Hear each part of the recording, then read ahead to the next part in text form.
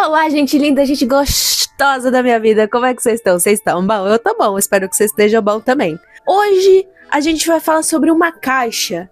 Uma caixa que é um dos itens mais assombrados do mundo. Eu tô falando sério, hein? Se você não curtir esse vídeo, essa caixa vai aparecer na sua casa como recebidos. Já me segue nas redes sociais para acompanhar tudo o que acontece. E hoje nós vamos falar sobre a caixa de book.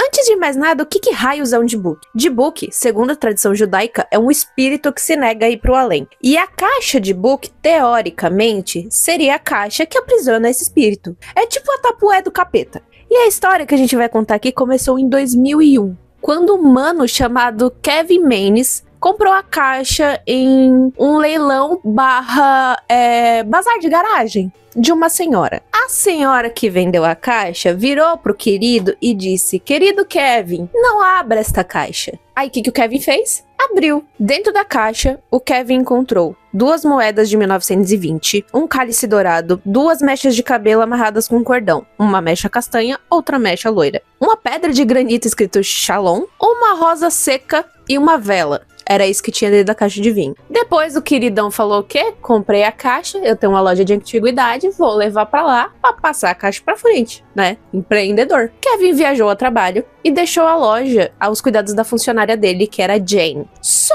que não demorou muito para as coisas estranhas começarem a acontecer. A Jane ouviu barulho de vidro se quebrando, sentiu um fedor desagradabilíssimo, coitada da Jane. Viu objetos pesados caírem e lâmpadas oscilarem. A Jane, coitada, aterrorizada, falou que vou ligar para o meu querido chefe e contar o que aconteceu.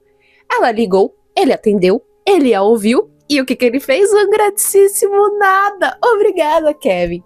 Além de abrir a caixa que não era pra você ter aberto, você colocou um capeta dentro da loja que eu estou trabalhando sozinho e não vai resolver. Jane fez o quê?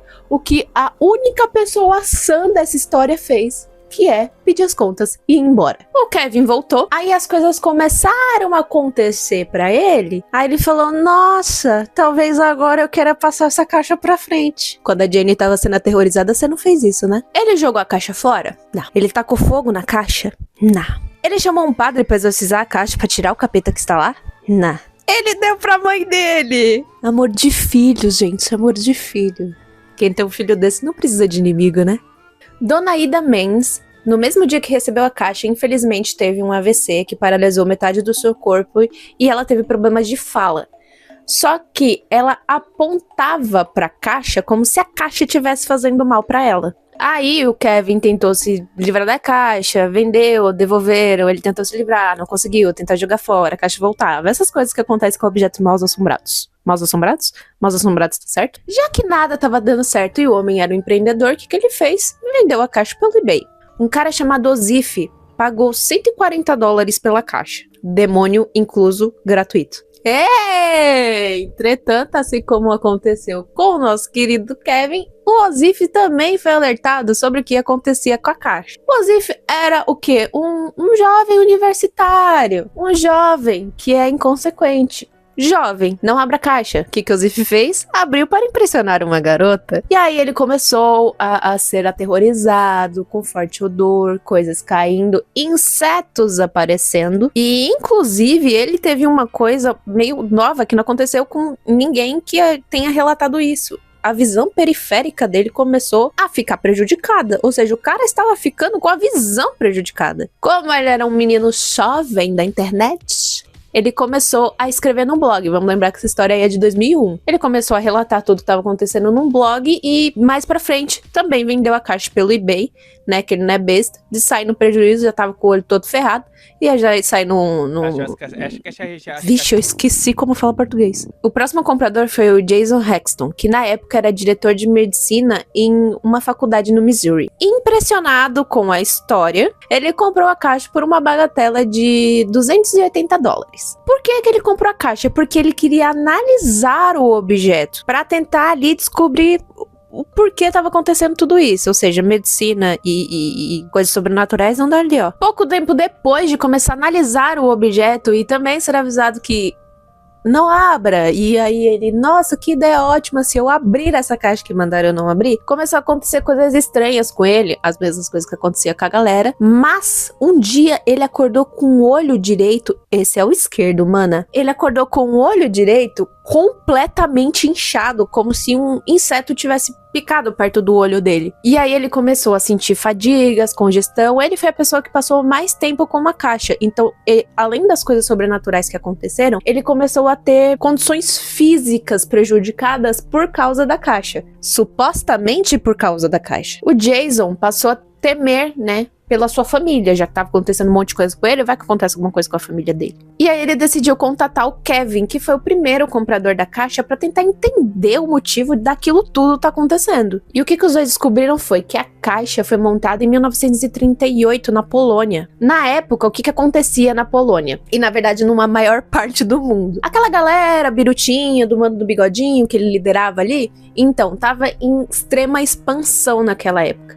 E apesar de que não tinha chegado com tanta força no território polonês naquela época, que só ia chegar no ano seguinte, os judeus já estavam experimentando perseguições pelo Terceiro Reich. Em busca de ajudar e proteger o seu povo, um grupo de mulheres decidiu realizar um ritual. Uma espécie de tabuleiro Ouija com um pêndulo. Depois de diversas sessões dessa espécie de tabuleiro Ouija, o espírito que estavam conversando com elas estava pedindo para ser libertado das trevas e colocado para andar novamente no mundo dos vivos, com aquela premissa de você me liberta, eu protejo vocês. E assim elas fizeram. E é só juntar um mais um pra você entender que isso não deu muito certo. Elas se reuniram novamente com o objetivo de quê? Aprisionar este tal espírito em um objeto, que é a caixa. Só que falhou, né, gente?